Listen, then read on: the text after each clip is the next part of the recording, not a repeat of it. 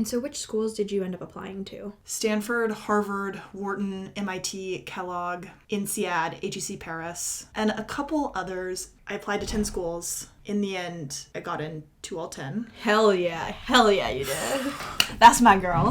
Who am I, a literal college dropout, to be in a place like Harvard or Wharton or Stanford? When I started to get the acceptances back, it was truly like, it was shocking to me. It was the first time that people were looking at me and saying, the career that you want, the life of financial stability that you want is possible. And you're in the right circles, the right ecosystem to do that. So my first job out of college was technically working in Georgia in a massive Budweiser brewery. A big reason why, in the end, I decided to come to business school was to help me make the pivot from working at truly one of the largest corporations in the world and then pivoting into women's health. That felt like such an enormous gap to close. I'm so glad it's Hype KG Tuesday. I've come to the doctor's office. I'm here to slash your imposter syndrome, KG. No, I appreciate it.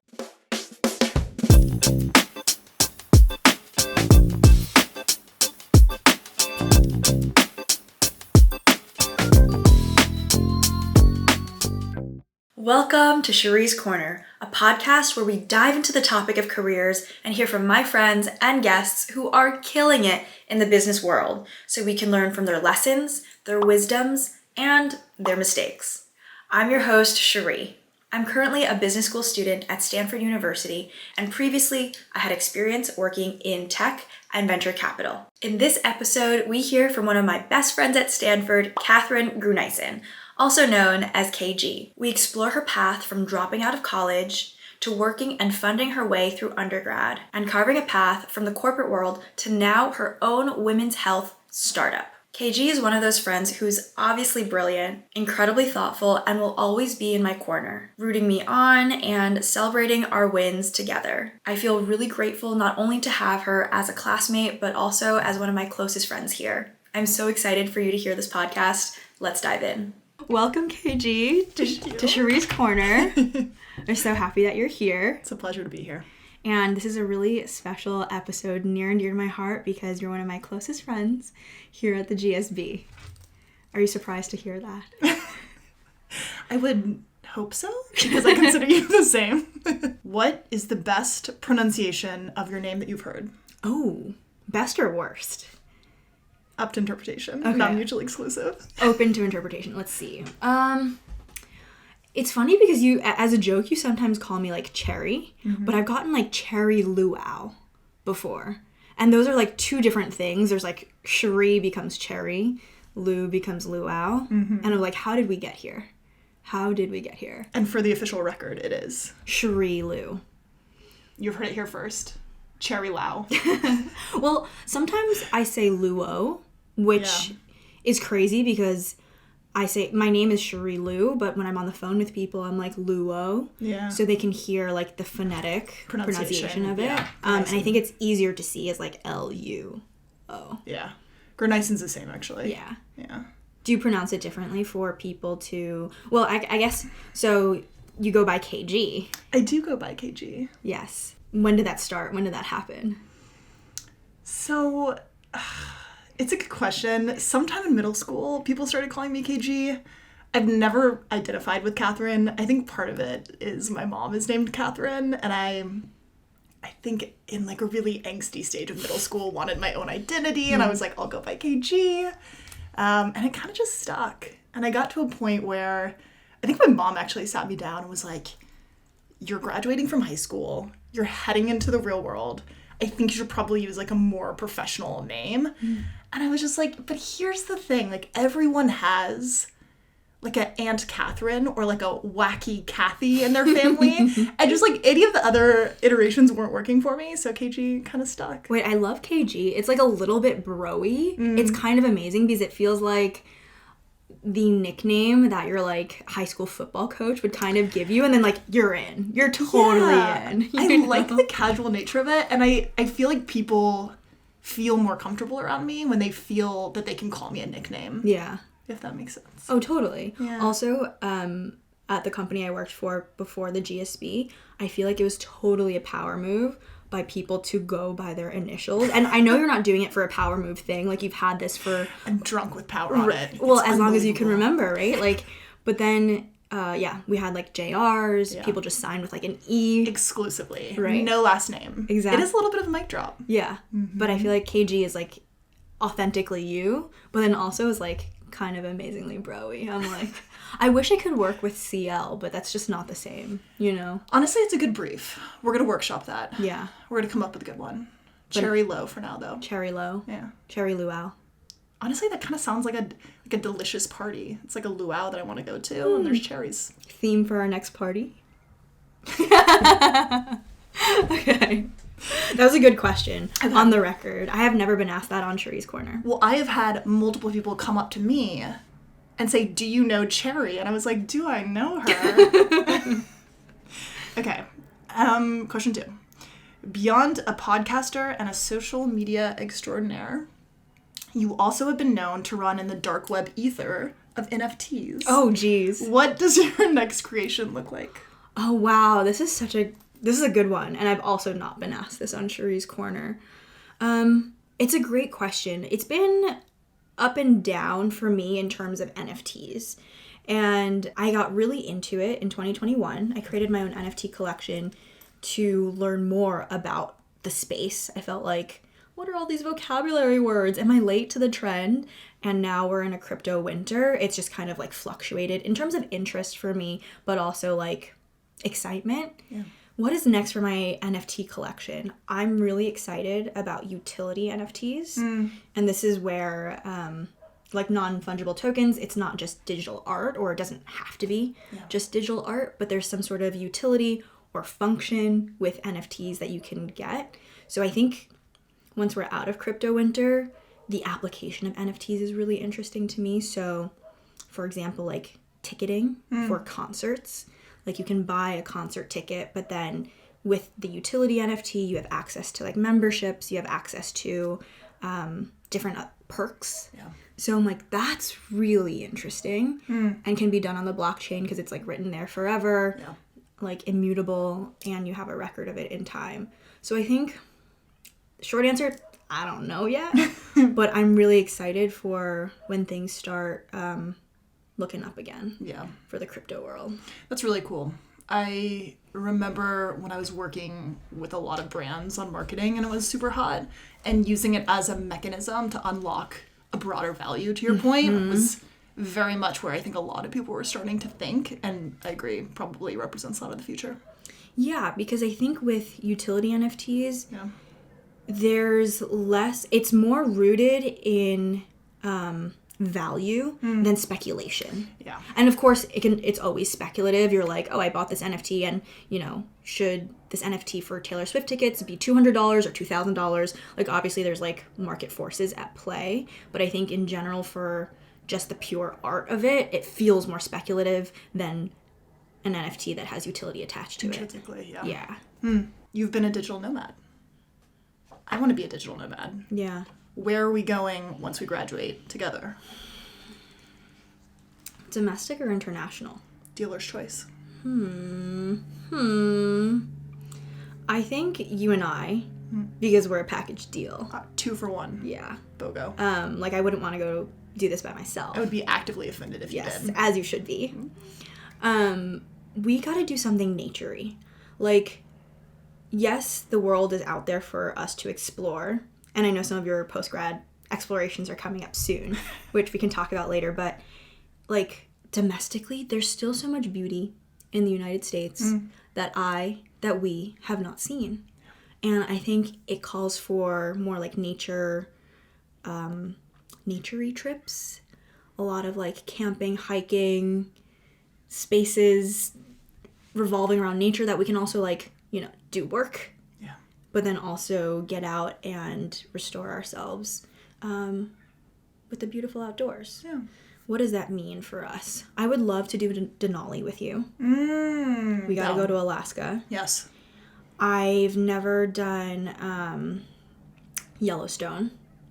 We gotta do Yellowstone. Same. And there's also a bunch of national parks. What is that one called that Zach mentioned? that he's like, you got to do these two together. Can't remember. But nature... Tetons. Yes. Tetons and something else. Yellowstone. Okay. Tetons and Yellowstone. Is there another one next to Tetons too? There might be. I don't know. I've never been to either. We gotta go. It's on the list. We gotta go. So I think those would be beautiful places to nomad because we could focus on our work, but then also relax in nature. Would you let your kid go to the GSB? Why or why not? Would you want them to? I guess I would phrase it as. I think in general, yes.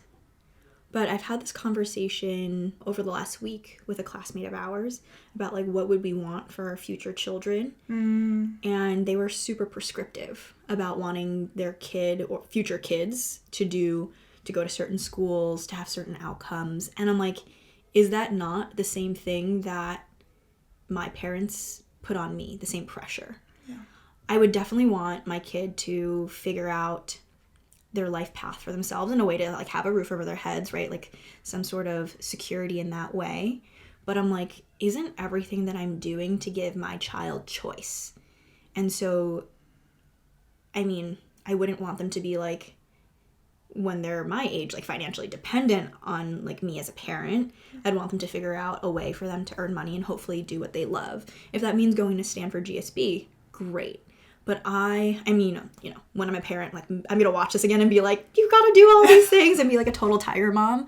But I would hope that I would have enough trust in my child for them to make the decisions that they want to make and not provide too much pressure so that they're able to do what makes them happy.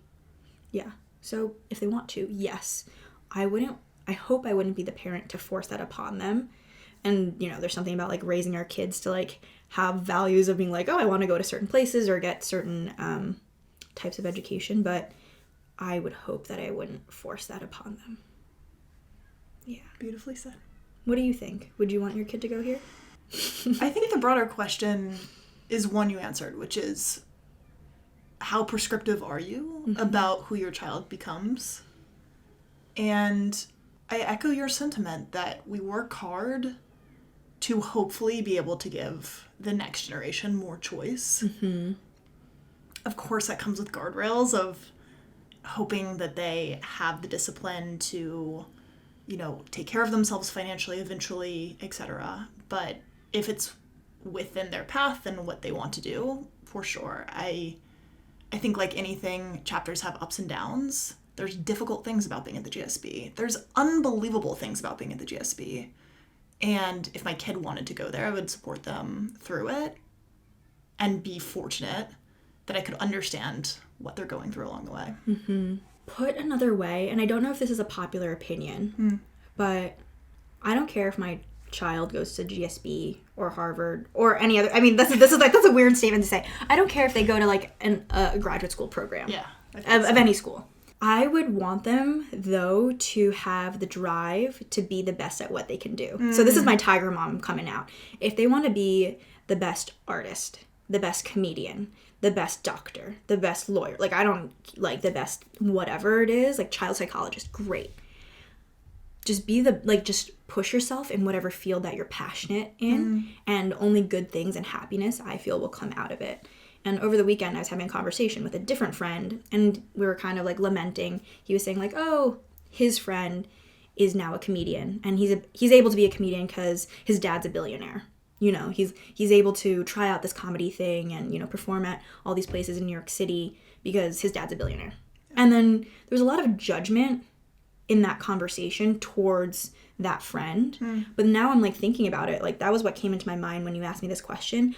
I would hope that like all the stuff that I'm doing now could set my kid up to do comedy if they wanted to, or pursue that and be the best at that, you know, and give them that opportunity. Thoughts? Why does it matter that they are the best in their given field? There's definitely something going on up here that definitely needs more therapy. It's probably a proxy when I say the best for just being really invested or like chasing the growth mindset. In my conversation with Cherie in our podcast, he said that his mindset is just be the best at what you do, or be the top, or try to be at the top 1%. Nothing bad comes from that, and obviously don't push yourself too far, but like if you're striving for that and like growing and learning along the way, you're set up, something good is going to happen there. You're set up for some sort of success so long as you're growing and learning. So I think that is the sentiment that I'm trying to instill. I could instill in my children. So yeah, does that answer your question? It does. And I will agree with you that if my kid is trying to do the best they can, that's what matters. Mm-hmm. I think it's like a privilege of life to sink your heart into something that impassions you to such a degree. Mm-hmm. Whether in the absolute form they are the best in their industry and their field is less important to me. It's, do you wake up every morning and are you chasing what you care about and what you love? 100 yards and more. That's a very compassionate answer. See, you and I are not saying exactly the same thing. They're different flavors, and I recognize that. I think this might be like my hardo coming out, and I do agree with what you're saying. And I'll put an asterisk there. Maybe it's not the absolute best, because like, I don't know. I'll have to think about that. I'm just like, That's why our co-parenting setup's gonna work really well. I'll take the kids when they're doing well. I get them candy. I soft cushion them. Don't make me the bad guy. And then when the backbone needs to happen, I send them over to the leader of the tech conference of I'm Just a Bill, who's going to bring the hammer down. Yeah. Well, that makes me the bad guy. You know what I mean? It does make you the bad cop. That's true. Okay, true. Alrighty. We're going to move on to some of your questions. Okay. We're going to start with some rapid fire. Where did you go to undergrad? It's not rapid fire response. I transferred to 3 different schools and I dropped out in the middle of it. Mm-hmm. But I ended up at the University of Virginia and would consider that my alma mater. Mm-hmm. KG, where did you grow up? Louisville, Kentucky. And did you take the GMAT or the GRE? The GMAT first, the GRE second. TikTok or Instagram? Recently, TikTok. Mm-hmm. The algorithm's good. Very good. It's too good. They tuned it. They know exactly what I want. Fine-tuned. Could you please introduce yourself to the audience and tell them a little bit more about yourself, how you grew up, and where you grew up? Sure. I'm Katherine Grenison. I go by KG. I grew up in Louisville, Kentucky, which you can probably tell by the way I pronounce Louisville. Lived there all my life up until college. In college, I went to Wake Forest for my freshman year. At the end of the first year, I ended up, long story short, running out of money. I dropped out of school. I moved back to Kentucky. I started working full-time and taking night classes at the University of Louisville to keep up with credits. Mm-hmm. It was a very isolating time in my life, I would say. It was waking up at 6, clocking in at 7, clocking out at 7 p.m., driving to night class, leaving at midnight, waking up again, rinse and repeat. Mm-hmm. And kept doing that until I could save up enough money to put myself through the rest of school. Actually moved to Paris during this time with the company and then came back. And then ultimately I transferred to the third school, UVA, which in hindsight, I look back on in my life as a fundamental pivot point that shifted the trajectory of my life. Because of the professors I met there, because I was learning business classes and what finance was and marketing was for the first time, and because of certain people in a community that I think took me seriously in a way that I hadn't taken myself seriously up until that point. It was the first time that people were looking at me and saying, the career that you want, the life of financial stability that you want is possible. Mm-hmm. And you're in the right circles, the right ecosystem to do that. And so transferred 3 times, graduated from UVA, joined AB InBev through their global management training program, which was an amazing experience. It's kind of similar to LinkedIn in a way, it sounds like. Where you have a cohort. Exactly. Mm-hmm. 30 graduates from across the country, rotating around the whole business. So my first job out of college was technically working in Georgia in a massive Budweiser brewery. And it was, I never would have thought I would start my career into this intense manufacturing environment, but it was the best possible way that I could have, because it taught me what it takes to produce consumer goods at scale with consistent quality. And similarly, the other experiences I got rotating across the business just really opened my eyes to like, what does it take holistically to operate a multinational firm? Mm-hmm. And so I was with the sales reps on their routes, learning how you get those consumer goods to retail shelf and into consumers' hands. I was working in New York and learning about marketing for the first time and like falling in love with the alcoholic beverage category. Psychologically, mm-hmm. It's like the most fascinating product that you can market.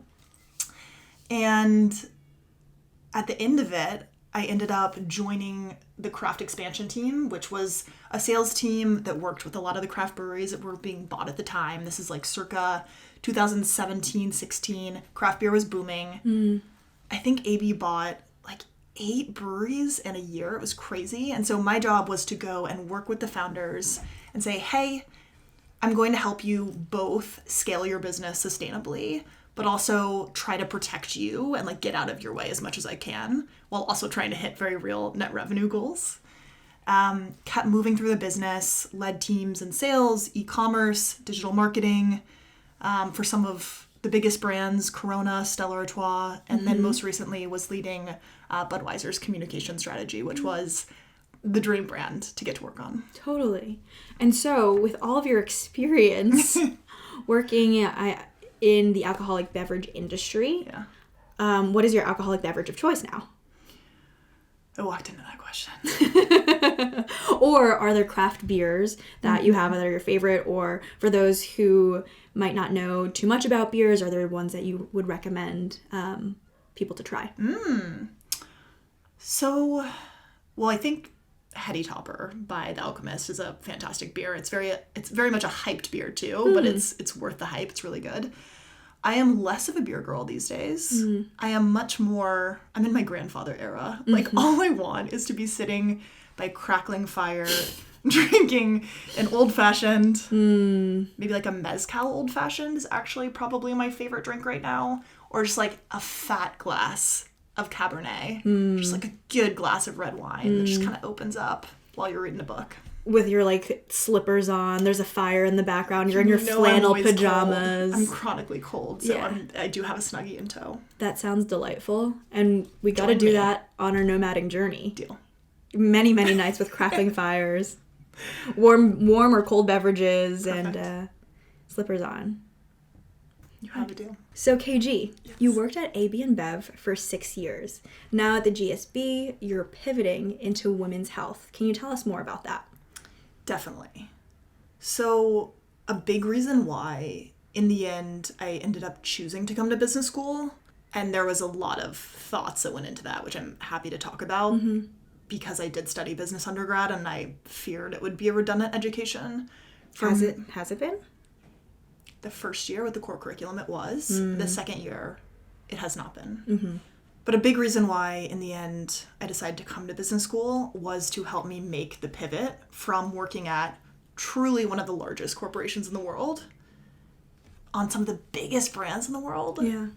And coming from consumer and like food and bev, and then pivoting into women's health, that felt like such an enormous gap to close on my own, and I had no idea where to start, because I knew that when I made that transition to women's health, I would want it to be in an entrepreneurial way.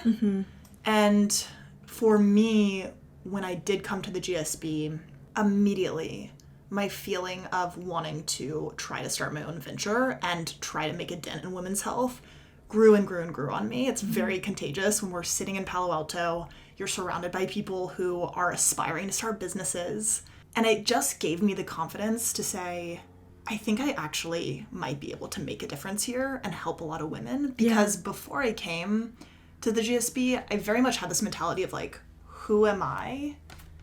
Somebody who used to help lead Budweiser's marketing. Like, why do I have the right to actually be able to move the needle? And then when I got here, I was like, no, I have so many lived experiences of my own struggles to source reproductive health resources.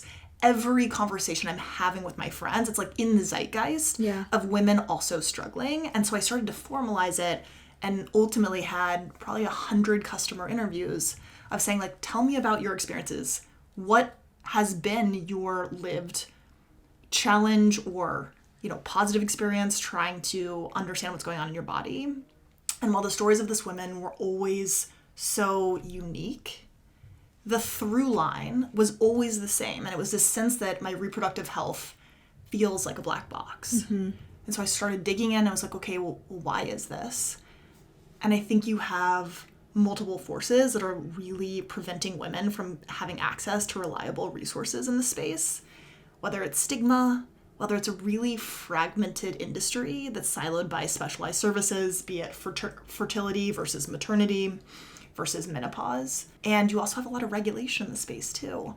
And so I started to take a step back and go, okay, well, if these are the barriers, and if what I'm feeling is shared by a lot of other women, what does the solution look like? And for me, I really, in the last probably 6 months, while being a full-time student here, have started to build Verdant on the side, which is my business that's focused on giving women OB-GYN level resources during the 364 days that they're not at their annual OB-GYN appointment. Because right now, it takes 4 to 5 weeks on average to get an appointment at a gynecologist. And it's amazing when you're there, but like, what are you supposed to do for the other whole part of your life where you're not in front of a doctor? Yeah. And so I'm building Verdant. It's a media entity that publishes educational content that's unbiased, doesn't politicize women's bodies. It's medically verified. It's written by OB-GYNs who would say the same to their patients. It also has a marketplace of products where you can find and understand what's out there to help you better manage your health. And also services as well. So if you want to do egg freezing, where do you go, right? And what are your options? So that's a little bit about what I've been building, and it's been an amazing opportunity to do it while also as a student at the GSB. Yeah, and what a special time I think it is for you to be building and bringing Verdant to the forefront, because I think the conversations around women's health, like only in the past couple of years have people really been able to talk more openly about it. And I think women behind the scenes, like some of us have conversations with our girlfriends about women's health, but I think still most women are not. And I think that's something I witnessed firsthand growing up in Kentucky. I totally agree with you. My girlfriends and I would talk about everything, like everything under the sun. But the one thing that felt like it was still red tape off limits was talking about our own bodies. And that for me was like, man, if I'm experiencing this and I'm like very progressive on this topic, I love talking about anything to do with reproductive health. What does that experience look like for so many other women who have questions, who are struggling in whatever regard and feel like they don't have somebody to talk to? And so for me, if I can move the needle 1%, I'm gonna be helping a lot of women. And that is what really fires me up in the morning. Yeah. And so what have been the resources at Stanford that have helped you along the way? This is where I think Stanford really shines. I think if you have an entrepreneurial dream, Stanford will get in your corner and help you in a lot of ways. So I think firstly, the Botha Chan Fellowship that you and I both did allowed us to work on this over the summer in a way that was financially feasible. I think the fact that you can take a lot of classes where your homework is to literally build this business has been unbelievable. There's Startup Garage, super famous, right? But for me, I did social innovation practicum, which was like basically the social impact version of that. And also like pitch competitions and having the privilege of venture capitalists coming to campus and getting to pitch in front of them for practice and for feedback. The environment is always buzzing with that entrepreneurial spirit, whether it's my chatting with you, my partner Zach is an entrepreneur, and just like being in that ecosystem and getting to pick people's brains for free it's a gift. And what has been the most challenging thing so far in building Verdant? It's lonely. It's lonely. Which part? The founder part or the women's health part or something else? I'm like, lonely? What type of lonely are you? Never met her. What kind of lonely? Tell me more. Tell me about the inner depths to your despair, Yeah, please. why are you lonely? I love you. Zach is sitting out there watching this being like, am I not? He's like, lonely? What do you mean? No, I just think there's so many moments where you look at yourself and you go, do I have a right to do this? And I think it's like legacy feelings of before I came to business school and not knowing if I could bridge the gap and make the move. But every time I'm on a call, 9 out of 10 people are like, I hear your idea, it's been done before, or it's not needed, or this isn't going to work because of X.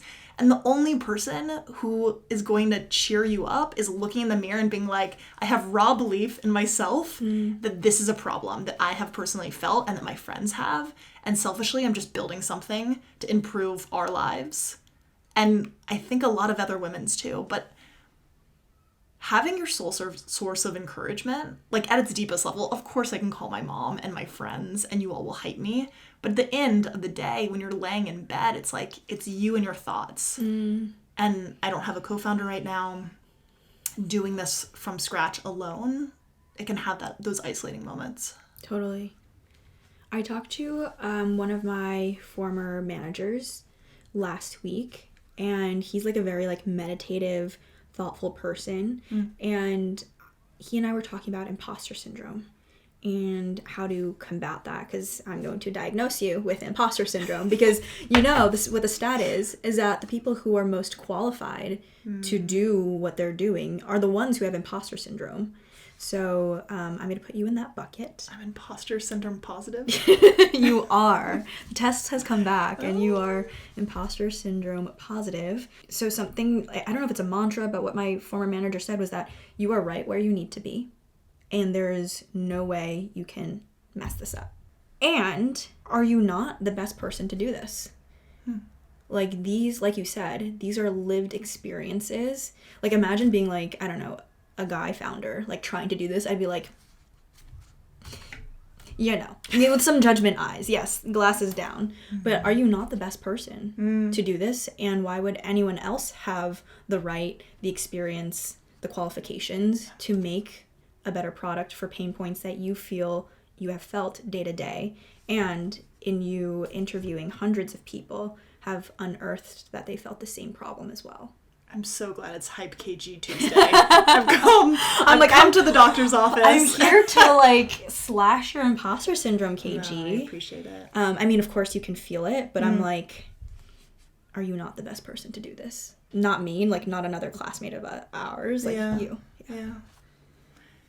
I think for me, the caveat has always been, I need to have someone clinical by my side, which has been wonderful to have Stanford Medical School like right there, and have been working with OB-GYNs who can bring in the integrity, because that's like rule number one. I will not launch a business unless it truly can offer women the best that medicine can provide, right? And that every piece of content and product that we recommend is going to be safe and healthy and positive for her. Absolutely.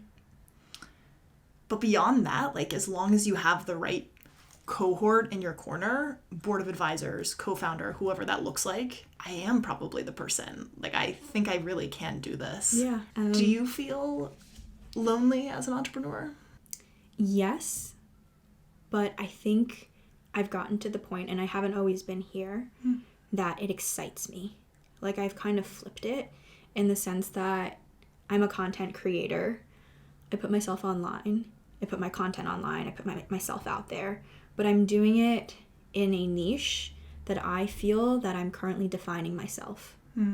And in a way, it's lonely. But the other side of that, it's quite liberating. I'm like, there are no rules. Like, where can this podcast go? Who knows? Like, From lonely to liberating. the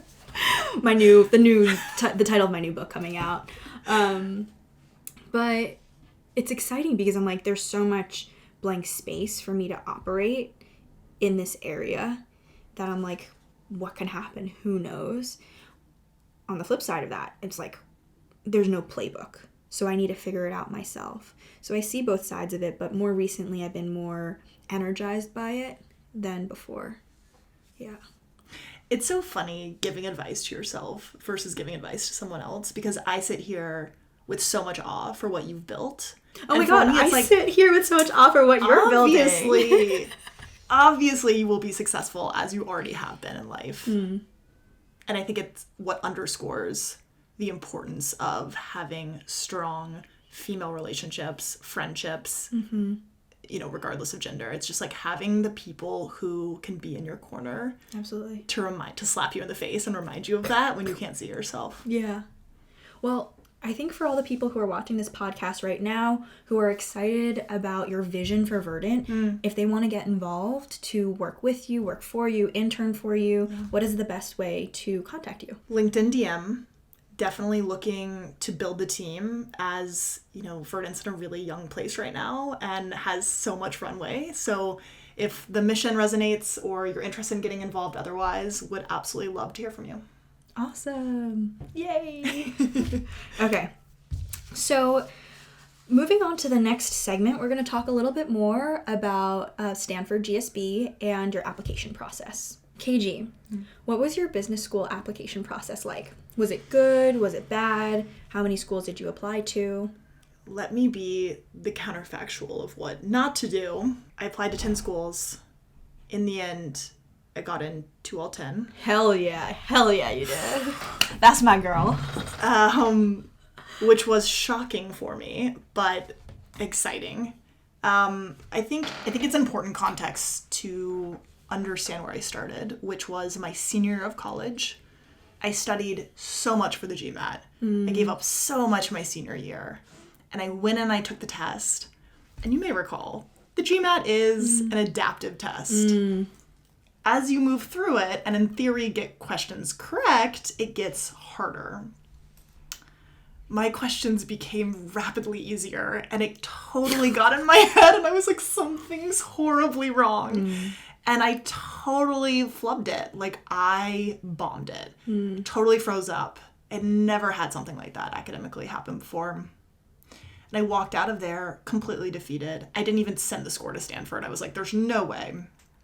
And I moved on with my life. I joined AB InBev. I led my career. And then, in hindsight, it was the right move. I don't think I would have gotten a lot of business from business school without having the career to contextualize the lessons. However, it's always stuck in the back of my head. And I remembered I was so frustrated with myself. Like, it's the first thing that I gave up on. And it never went away. It just stayed as an itch in the back of my mind, and I hated that. The GMAT? The fact that I'd walked away from it. Yeah. And it felt like this insurmountable thing that ultimately, I think, corroded my self-esteem a little bit, my self-worth. And in the end, it was what got me over the edge to decide to apply to business school in the first place, because I was like, you know what? Even if I don't go, I want to prove to myself that I can do it. So during COVID, I took the GRE and did well enough to apply. I think some of that legacy trauma of the GMAT stuck with me. I said, who am I, a literal college dropout, to be in a place like Harvard or Wharton or Stanford? And so I applied to a ton of schools, a couple abroad even. And when I started to get the acceptances back, it was truly, like, it was shocking to me. It was. And then I realized I had paid far too much in the application fees in hindsight, but for me, it gave me peace of mind. So that was a little bit of my application approach. And so which schools did you end up applying to? Stanford, Harvard, Wharton, MIT, Kellogg, INSEAD, HEC Paris, because I've always wanted to live abroad. And a couple others, basically the top however many, by, classic rank. Yeah.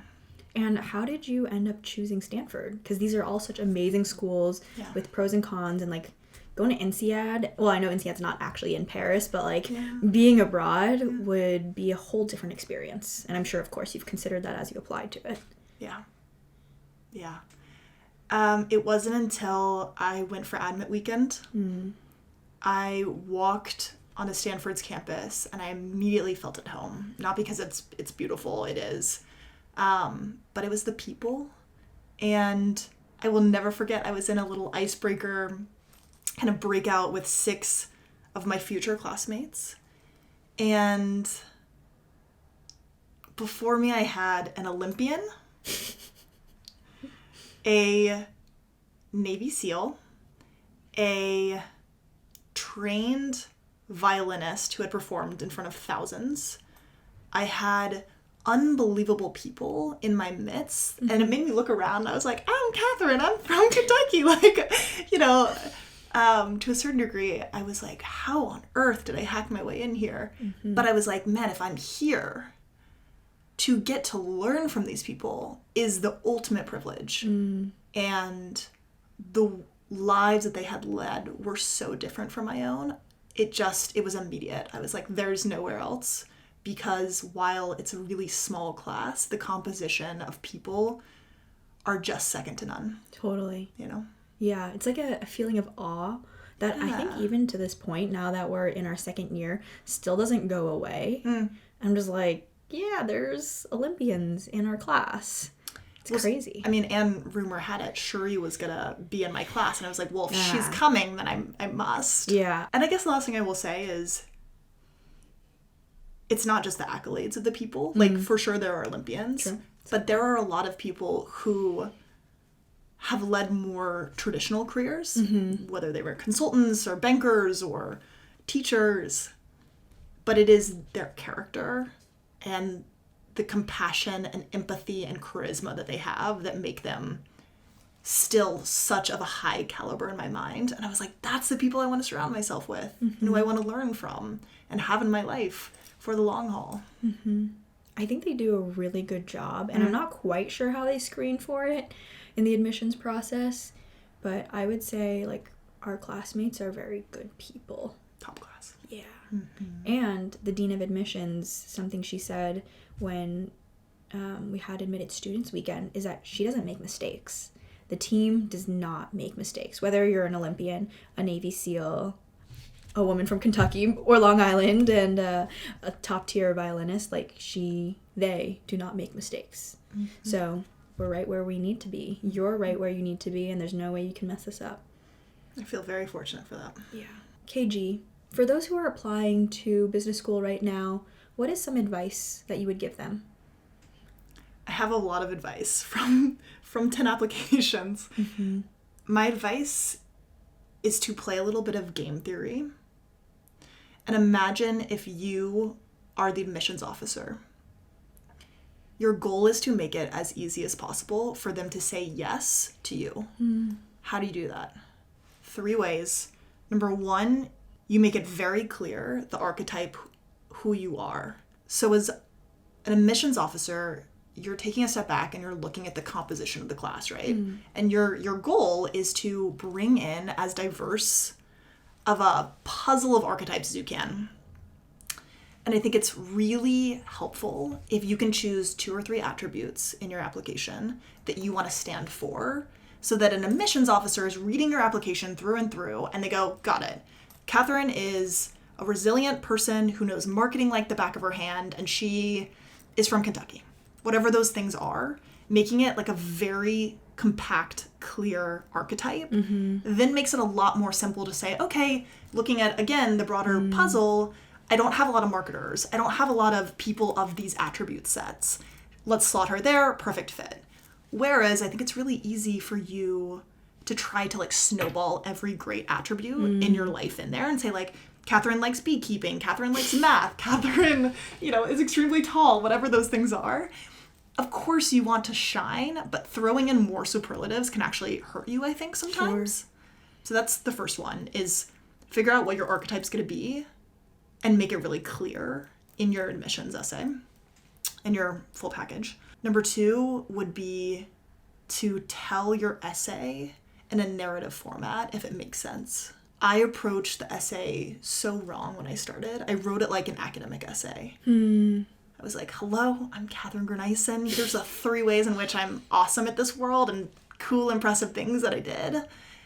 And I shopped it around with some of my friends, and I was like, what do you think of this? And they were like, this is so boring. I'm falling asleep in my chair. And again, the game theory is put yourself in the admissions officer's seat. They're reading hundreds of these things a day. Totally. It is a pleasure for them to come across a story that they kind of fall into, like reading a good piece of fiction, right?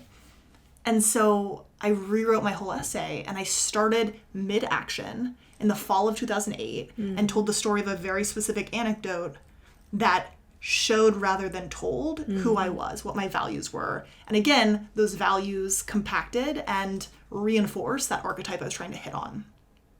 Step 3. Prepare your recommenders. Especially if you're applying to 10 schools. Bless your recommenders. They know who they are. Yeah. I'm indebted. That was an insane ask. It's really easy to send a note to your recommenders and say, here are the schools I'm applying to. Thank you so much. Like, can you just, you like me, I like you, write a good recommendation. Your goal is to leave nothing to choice and nothing to chance. And so preparing them a recommendation package where you say, here's the schools I'm applying to, here's the dates they're due, and here's some questions I think they might ask you. And if they do, here's some specific examples that I think would be great to draw upon for my candidacy. Of course, do whatever you want and feels appropriate. But they're busy. They don't necessarily know your whole life. And so being able to help them reinforce that archetype or the couple of attributes you're trying to really hit on helps make sure that the holistic application is super tight. So at the very end of the day, the admissions officer reads your cover or your application front to back, and they go, great, I know who Cherie is about, and that is a perfect fit for the composition I'm trying to build from this class.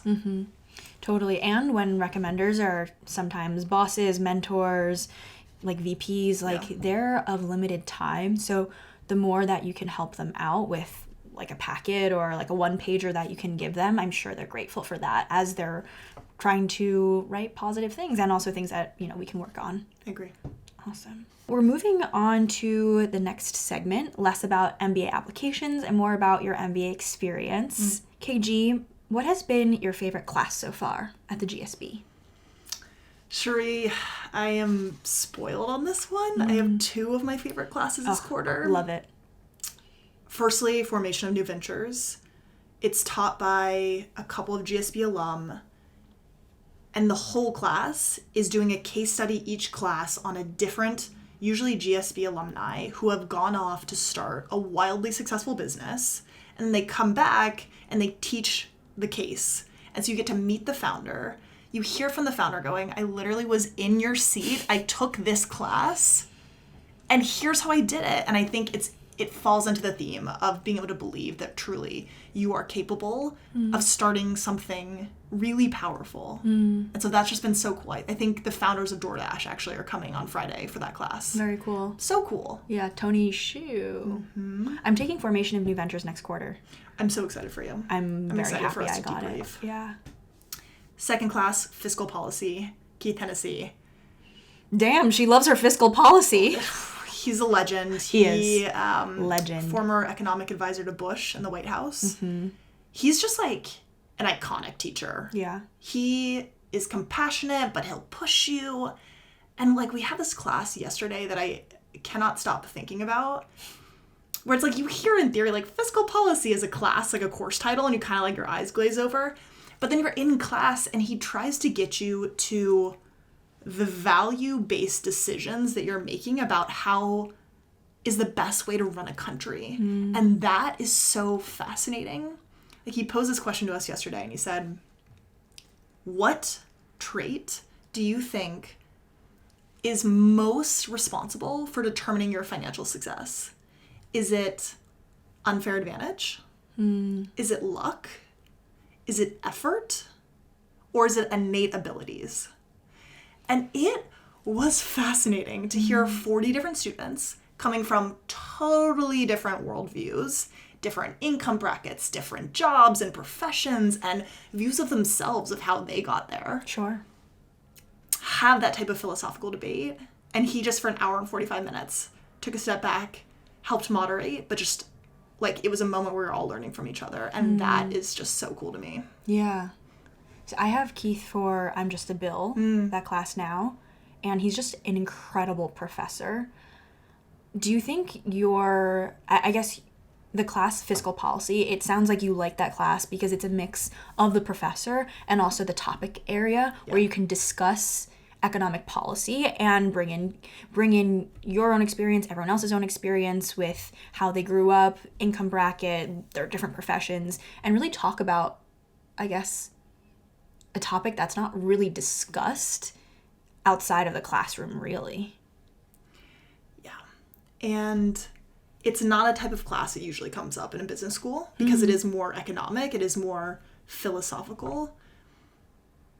And for that reason, I value it that much more. You know, and it's also like, it feels almost like a good citizen class to take because I have so many questions about the tax system and I have so many questions about how do you help the lowest quintile of folks out there right now? What's the right answer? And why is everybody talking about our deficit and the debt burden? Like, what does that actually mean? Yeah. I have such a better grasp on that now. And I think that's like important everyday real world things you should know about if you're going to be a voting citizen. Sounds like I need to take the class. KG, what is something that you've learned about yourself over the last year and a half? I learned what really impassions me and the type of work that I like and the type of life that I want to live to a certain degree. I think it's been really surprising coming into the GSB and having a lot of my time taken away from me to a certain degree. Like, we all have friends who have gone to business school and they kind of disappear in this vortex for 2 years and they're like, my life is crazy, and you're like, okay, but you're kind of on vacation. And then you get here and you wake up in the mornings and you look at your calendar and you realize that you have 1 hour to yourself that day that's not committed to a class meeting or your accounting homework or whatever that is.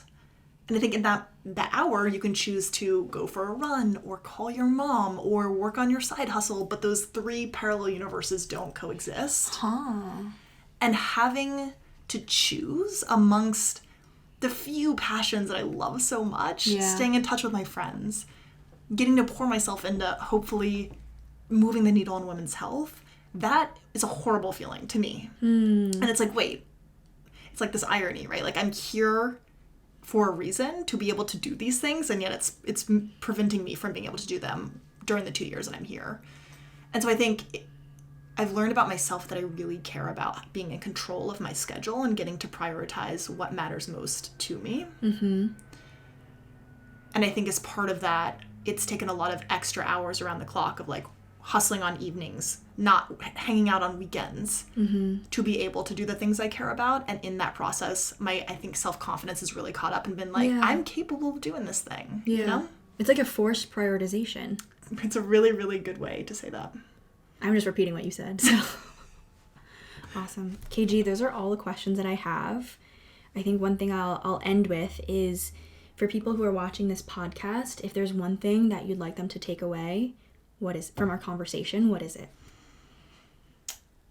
That if there's any part of you that either wants to go to business school, wants to start a company, is just dreaming a little bit bigger than maybe your reality looks like right now, it is absolutely possible for you to get there.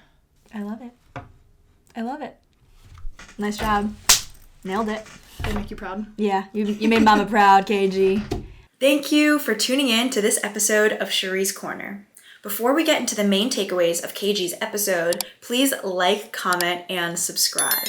I'd also really appreciate it if you could share this podcast with someone who might find this content helpful. Alrighty, let's get into the takeaways. The first takeaway is the power of female friendships and real friends. KG is one of my closest friends at the GSB, and I love how we're able to talk about fiscal policy, to how we want to raise our kids, to entrepreneurship and startup life, to women's reproductive health. And I'm sure you're able to see how incredible KG is, like I am, but it's also fascinating to hear her inner thoughts. I feel imposter syndrome at times as well, and it's so important at those times to have friends in your corner who will support you. KG never hesitates to celebrate my wins or successes. This past summer, when we were traveling in Kyoto, Japan together, I had just been featured in my Business Insider article. At dinner, KG ordered a bottle of champagne to toast to me. It made me feel so celebrated and special. Having people like KG root for you and truly be in your corner, especially in times of ups and downs, has been something that I've learned to cherish over the last 5 years. The second big takeaway is KG's favorite class at Stanford is called Formation of New Ventures. And this is a class I'm going to be taking in the winter quarter. I am so excited.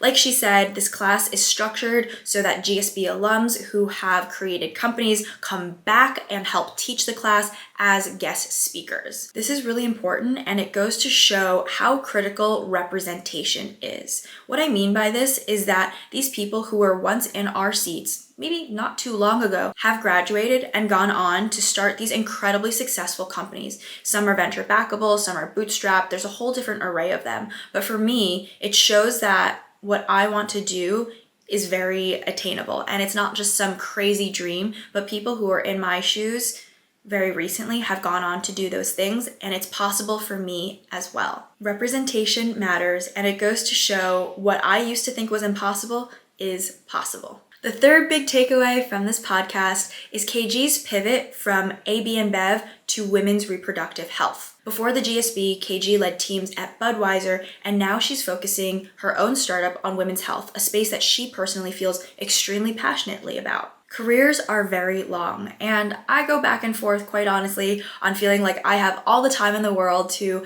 grow and establish my career, and then on other days, I feel like I'm running out of time. But really, we all need to take a collective deep breath, stop panicking. Careers are insanely long, and there are many different periods of our lives, different chapters where we can reinvent ourselves and rethink and rebuild our careers. Thank you guys so much for tuning in to this episode with KG. I'll see you soon. Bye.